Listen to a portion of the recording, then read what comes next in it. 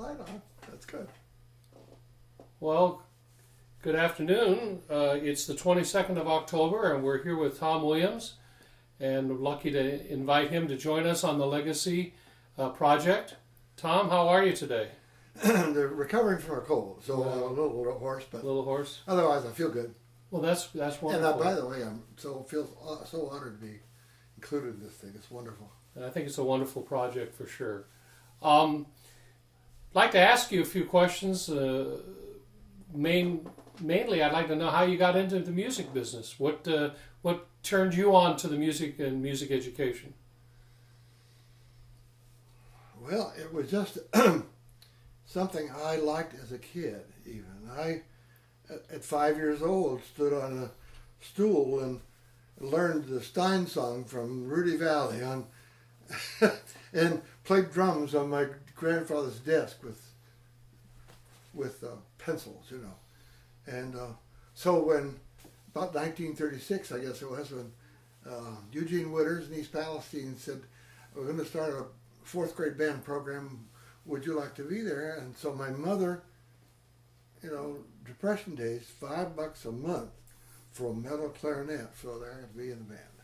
That's how that started. And when did you join the band? What grade in school do you figure you were at? Or were Well, in fifth grade, I was allowed to walk up to junior high and play with them because I loved what I was doing. So, and from there, I went to moved to Salem, Ohio, and Chester Brodigam, who was a horn player for Sousa, was my band director. Oh, how that was exciting, and he also was a pitcher, and they got hit in the eye. No. He was working on changing a wall plate, and put this screwdriver in there. Spark went in his eye, and he couldn't play anymore. Goodness. So he was an inspiring band director for you? Oh, absolutely. Yeah. And you had to be then because we didn't get to go to contests. It was wartime and no, you had gas rationing and contests. We did have a few festivals. Alliance at the Mount Union College. Ravelli was there once. I got to play for Ravelli. It was fun. Very good. Well, you decided to become a band director. Do you remember your first experience? Oh, yeah. Well, a friend of mine had got me the job. I was in the Army, had been finished college. Was in the Army at Fort Campbell, Kentucky. By the way, I got to go to the Naval School of Music when it was in Anacostia. That was great too, by the way. All right, back to the first job. A friend of mine, he and the superintendent of schools in Seaburg, Ohio, were going to law school together. So they knew I was coming out of the Army. So he was superintendent in Seaburg, Ohio. That was my first job. And that band had just gone down to nothing. But had a good parents, and so we managed a few good performances that year, and that's how I got started. Do you remember what year that was? 54. Awesome. Yeah, 54. Yeah, that's when I got all the service. So at the very beginning, you had a lot of challenges. Can you name some other challenges that you had along the way that you'd like to share? Well, every time you got a new principal or dean, you had to break them in. I mean, you know, let's see. Actually, I had little things along the way, but I had it fairly easy. Because when I came to Florida and I went to Nova, the school in general wanted a band. And the principal helped get a beginning band program started because we had 7 through 12 then. Oh no, up to 9, sorry. 9th grade at the beginning.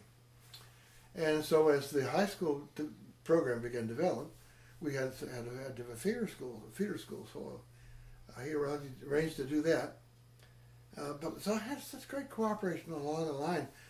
I never really met any major obstacles that we couldn't get around anyway or work our way through. Your challenges then came from administration, as they so often do. Yes.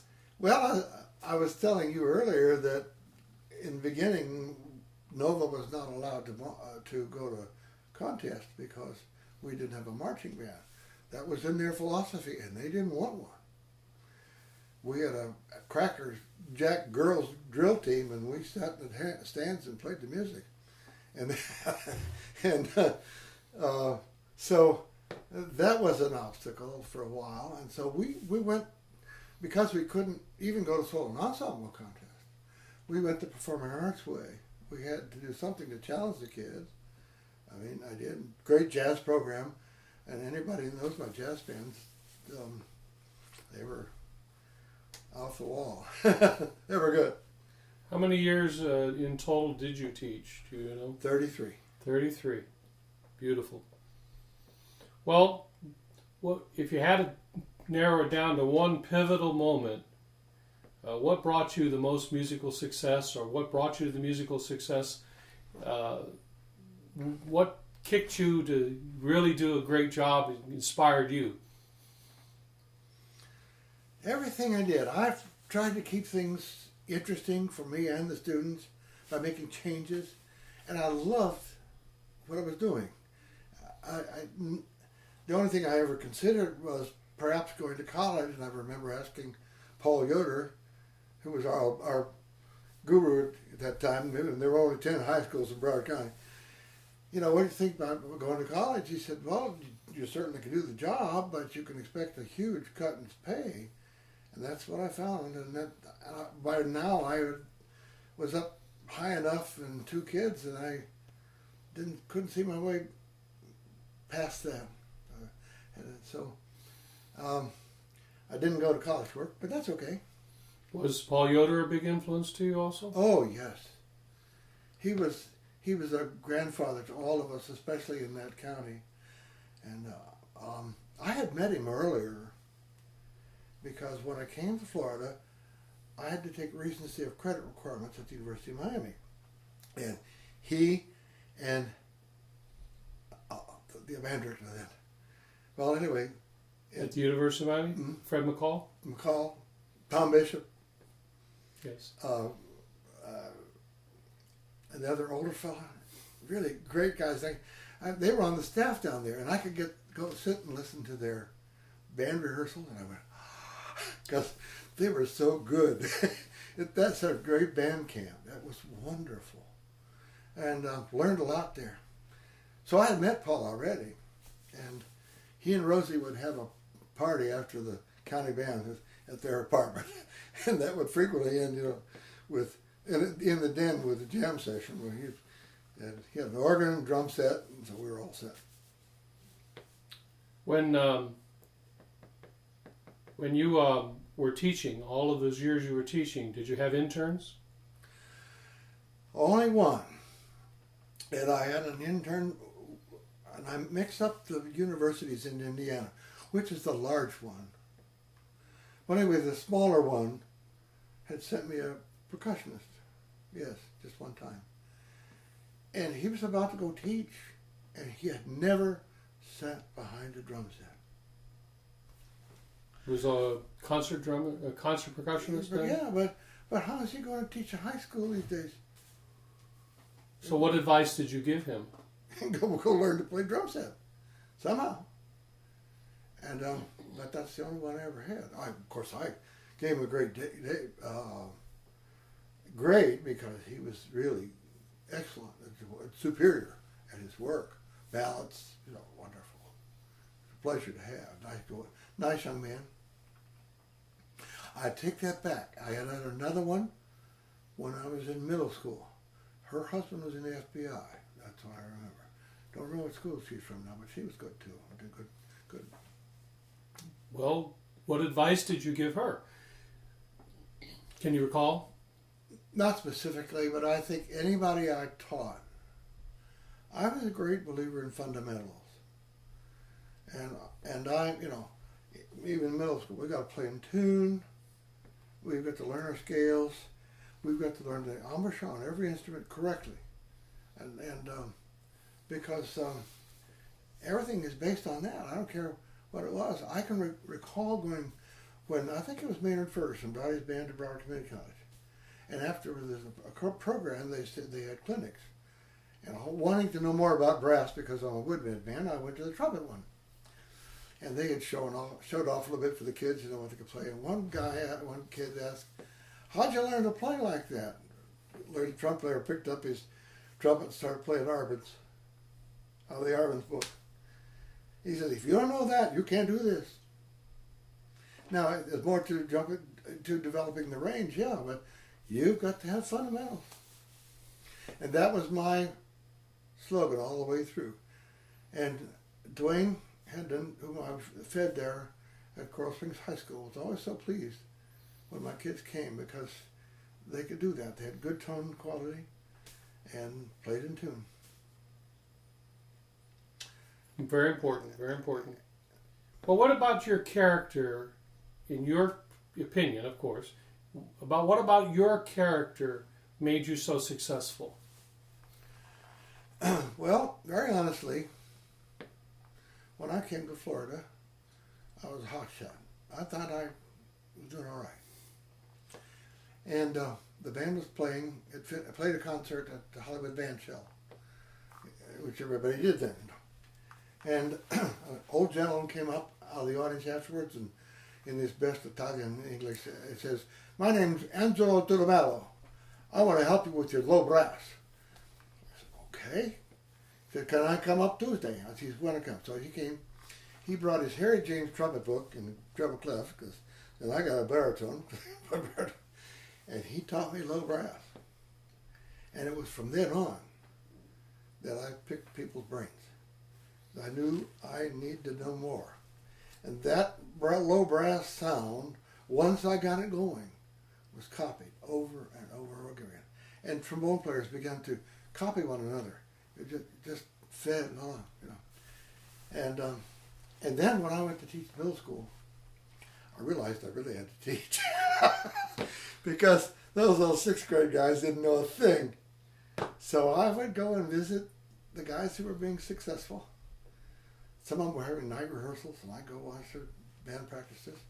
And I would have there was one fellow, there was a candy salesman, who taught in Broward County, but he went to become a candy salesman.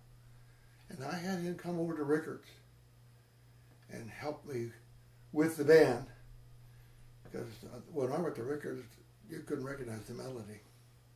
It was so bad. So by the third year, we got a superior rating, and then I moved west because that's where all the people were going, including the people in that neighborhood. I had the son of, in my band, I had the clarinet player who was the son of the first chair in the Navy band, clarinet player. And you talk about Ben Barnes, he was all from my side. That was a good experience. They were good kids. They would come and ask to play Eroica. It used to be a junior high, so we had that junior high library, and I would sneak some of those out they were playable, and they could learn to play those melodies. Even the tubas, the melodies. And so they would ask to play Eroica. That was one of their favorite things. Definitely a classic. The neighborhood was rather high class. It's not the way they lived, but in their cultural level. But that was changing. And finally Rickards was turned into something else. They closed it. I forgot what they did with it now. Well, you seem like a very enthusiastic person. Oh, I still am. And that enthusiasm could translate into your band room, couldn't it? Oh, absolutely. I loved the kids. They were wonderful. And I think they knew I was genuine about wanting them to do well. At solo and ensemble time in middle school, I would cancel band rehearsals, and we'd have the piano player come in just to make sure, and I'd go listen to hold on, make sure they're going to fix this, fix that, and because I didn't want them to be embarrassed. Obviously it would be on my reputation, but that's beside the point. I didn't want the kids to be embarrassed. That hurts everybody. Hurts their feelings, hurts the program, hurts the school, and and I didn't want that to happen to anybody. If a child didn't get prepared, I would be very honest. I said, your entry fee is paid, but if you don't want to go, it's okay. It's all right. You know, they break down and cry sometimes. And that's okay. Don't worry about it. What about your enthusiasm for the music? You just told me about your enthusiasm for the students. What about for the actual music? Do you feel that translated into your band room as well? It did. It was more difficult with middle school because the literature sometimes was not very good. It wasn't very interesting for me. The interesting part was teaching it and teaching what it is to tune up a fifth in a chord and make the tubas and the baritones agree in their or the unisons. Often in the middle school, the trombones and playing in unison with the tuba and make this sound like a good sound and in tune and musical with good dynamics.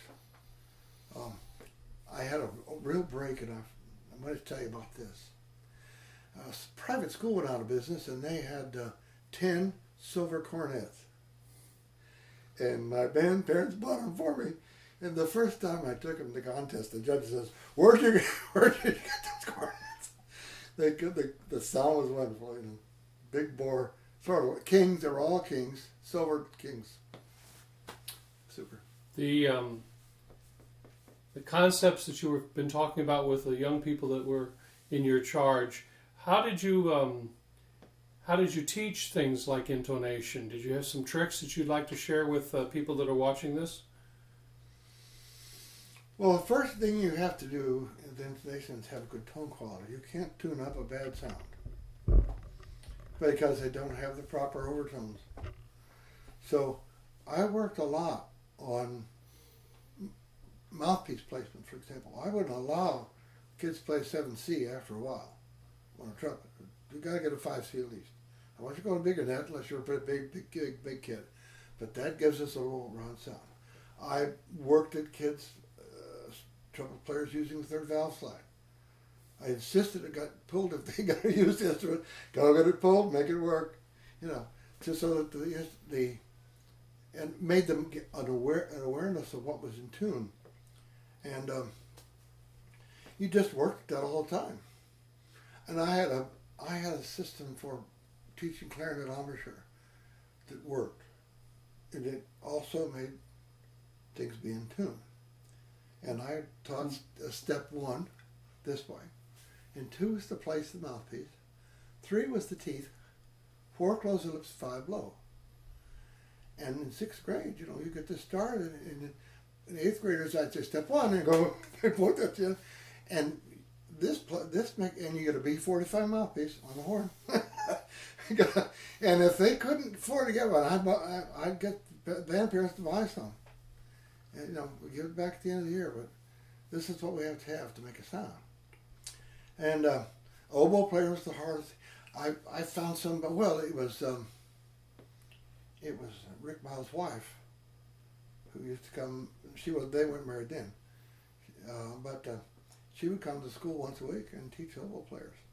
Not free. The band parents would pay her, and Don Bradley would come once a week, help work with the brass. And on those days, he'd take him out of band class, and take him out of anybody else's class. But those things all helped to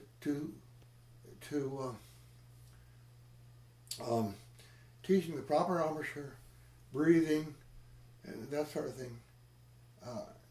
I didn't teach fireworks. Maybe that's I've even played a lot of hard notes because that was my emphasis, and that's what I felt that I should do. And anyway. Well, these pullouts that you're talking about that particular concept has been written about many times. Sounds to me like you started it really quite a long time ago, before it was the vogue.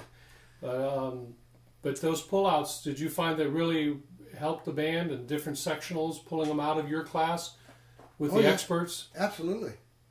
Oh yeah, that's really fine stuff. Now, I didn't do that until I got to middle school.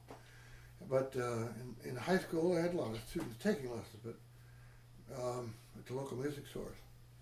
But now Coral Springs was a kind of community. They could afford music lessons, but that hadn't quite caught on yet, you know. They had good horns. They never brought junk. If they come and ask me, what do you think about this? And I'd say, well, you know, it's better if you could rent to buy something else, and why should you start on a clunker? And they go along with that. Yeah. Did you feel like through most of your career you had parental support, good band parents, for example? Yes. Well, I was at good schools. Yes, that's right. I did. I'd had Nova itself. Students came from all over the county by bus or by car. It wasn't a neighborhood school, and obviously those parents wanted them there. And I told you, Rickards is a wonderful neighborhood, close to Pinecrest, private school there, and certainly Coral Springs was a wonderful neighborhood in which to teach, and that was my last job. Well, what did you do to nurture them? Did you have parental support even in the less advantaged schools?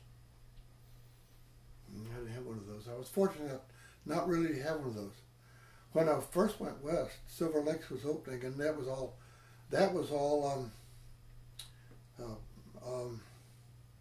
portables. But I decided, well, I've got to build something here. So I started before school band rehearsals, and late in the year I had sixth graders playing second or third clarinet. And the first year out, we got superior with that band. But of course, I was playing grade 1 music, but that's okay.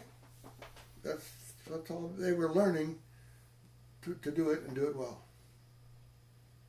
Well, you have retired. How long have you been retired? Since 91. See, 91. So it's been a while. Yeah. What are you doing today to keep your creative juices flowing? What keeps you on your edge, your musical edge today? Well, my latest group that I'm with is I have recently joined an 80-voice church choir whose director was at the Crystal Cathedral in California with Robert Schuller. He's a fine director. They have 3 other organists in the choir besides the one that they work there. Now, before that, I've been singing for a lot of years with the Tampa Heralds of Harmony, which is a premier barbershop chorus. But the voice, the 85-year-old voice, has gotten to where I can't keep up. I mean, I know what they want for a class, for a grade A chorus, you know, at the top level. I mean, when you reach for a note and it takes a half a second to get there, that doesn't work. And we would record ourselves and evaluate our own things. So I decided last Christmas that was something I should not do anymore. Then I'm in a new project here. You saw this on the screen. I'm now recruiting for Covert Military Academy summer program, which is called Summer Academies. And they have a male band, you see in white. The blue kids here are the little kids in the woodcraft. And at that point, they're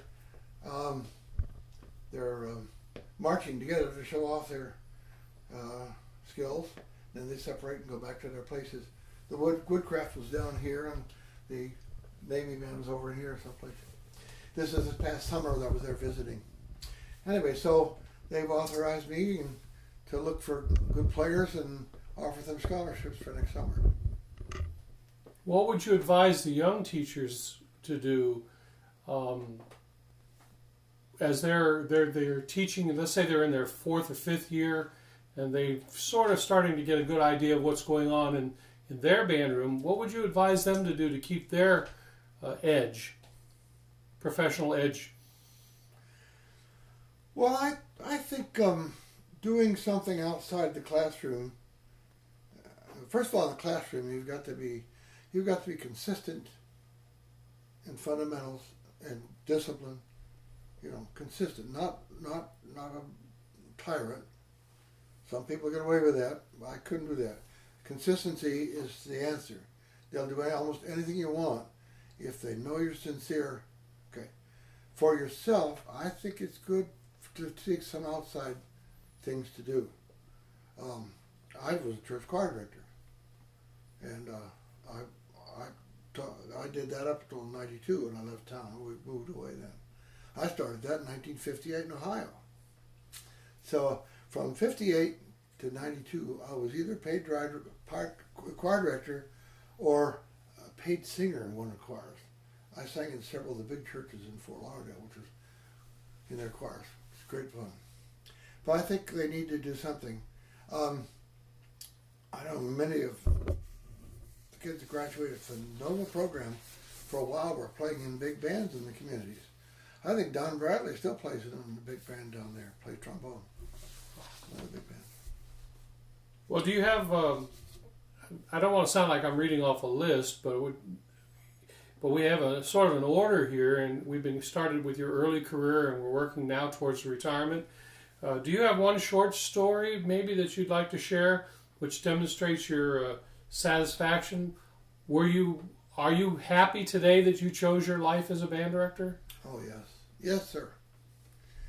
The wonderful people I met and associated with in the profession. And hearing, at whatever level, hearing beautiful music played by middle school kids or high school kids, or that summer I spent at University of Miami and hearing the bands down there at the band camp play when I first came to Florida. Just wonderful activities and things.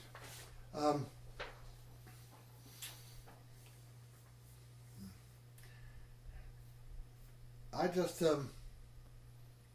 I have no regrets at all, none whatsoever. And the only thing I would have achieved by going to college would be bigger name, perhaps. Yeah.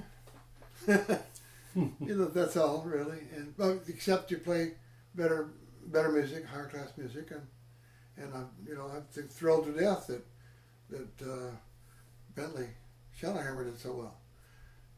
I went and clinicked his band one time in Piper High School band room when he was first starting to teach. How about that? Yeah. How about that? Do you keep in touch with any of your former students? A few, yes. About 2 years ago, I had one call me who lives in Orlando. Good Mormon boy.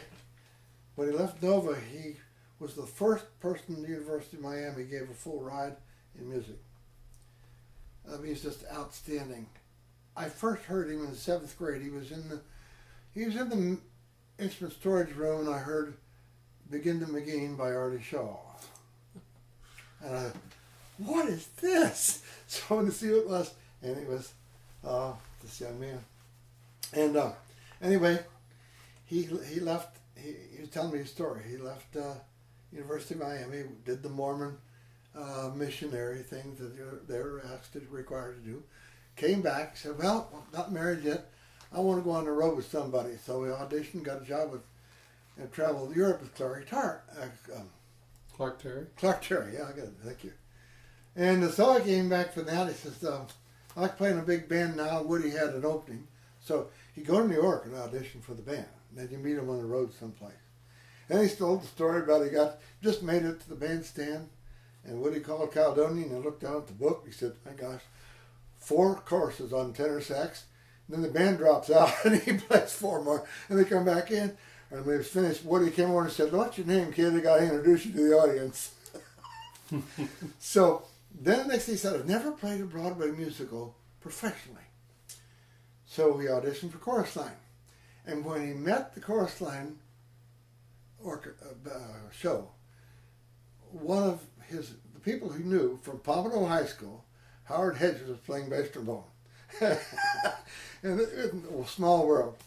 And he was telling me all this, and he said, "The reason I called you was that I just wanted to thank you for what you did for me." There's another young man who just recently moved to Tennessee. He's with a publisher, and he was with Warner Brothers for so long and did all the copyright work. You heard him talk at MENC, I'll bet you. And he would call me frequently. And in fact, he called me just before he moved. And I have a nephew in Tennessee. So when you come up here, he's in Smyrna. He said, "You call me, I want you to come to my house." So anyway. Well, the last question I have for you is a lot of the young people we're going to try to look at these legacy videos. Do you have one last word of advice for a young teacher just starting out, maybe in a middle school that, as you said, was a train wreck at one time? Speak to that issue, the one thing that you can impart to the young teachers. Well, if you were to get that kind of a program, you have to have respect for the kids, even though they can't blow their nose on the horn, so to speak. They are people, wonderful people, and they'll do anything you want. And some of the worst players will turn around and be some of the most enthusiastic. They may not get the best, and then so respect, and for your parents and for administrators, because very few administrators will turn you down if they believe in you. You're a real person, and they like you, and it's very important that you've got to do that. And I don't mean do anything they want you to do. I don't believe that. I don't believe that either. But but you have to keep your self-respect. But it's important that you do that. Respect the students, everybody, everybody you do with, and then go back to this one thing again. I don't care what level it is. Teach fundamentals, and they will thank you forever for that. And people, there are methods out there after they fundamentals that can teach you all the fireworks you want. I know Carlton Macbeth came in my band one time. He said, "Have you ever heard of Maggio, a trumpet player from California?" I said, "No." He said, "Well, he had an automobile accident, lost his chops, but he had to make a living, so he invented this method, and I bought it. Double high C in 3 weeks for trumpet player. Works. All based on pedal tones and relax, play all exercises." And I put that into my jazz band, and you know, it just was wonderful. It just, the brass players just went like this, And so fundamental first. Then you find this way to move yourself up. Study, practice, and find some way to reward the kids for what they do. I don't mean, other than grade. If it's just thank you. You did a good job today. Or stars, whatever level you're working at. Whatever you think that would boost their ego and help along. Because they need that. And I would guess that today they need it more than ever with all the problems they have to deal with in their school life today. And if we could, real quickly, what was your method of discipline? How did you keep the classes in order? What would you impart to the young teacher on how to have a really good organized structure in your band room? I didn't allow them time to get out and get in trouble. They were busy the time they came in. Yeah, I had some. For a while, I had these method that Paul Yoder and somebody put out from master class. And there were tapes that the North Shore Band made with John Painter, and you flip one on there that played scales, and get your horn out, start playing right away, and they, you don't get a very good warm up that way sometimes, but in the beginning, there's no time for squeaking and squawking and blowing on the mouthpiece, and but just keep them busy and keep them challenged. They like that. Don't discourage them by pulling out something way over their heads that they can't handle. Then they will start talking in band and because I can't do this, I can't do that. And will inundate you with a whole lot of questions that you don't want to answer right now. You want to play music? Well, this was very enlightening for me and very enjoyable. I'm sure that people will learn a lot from your interview. Hope you enjoyed it, and it'll be on the website shortly. Thank you for being here, and I hope it'll be some help for anybody, and I'm here if anybody wants to help along the way. I'm glad to come and listen to the band or things like that. I'd be glad to do that. Well, it sounds like you're still giving to the society and to our Florida Bandmasters. That's wonderful. I will continue until I can't do it anymore. Very good.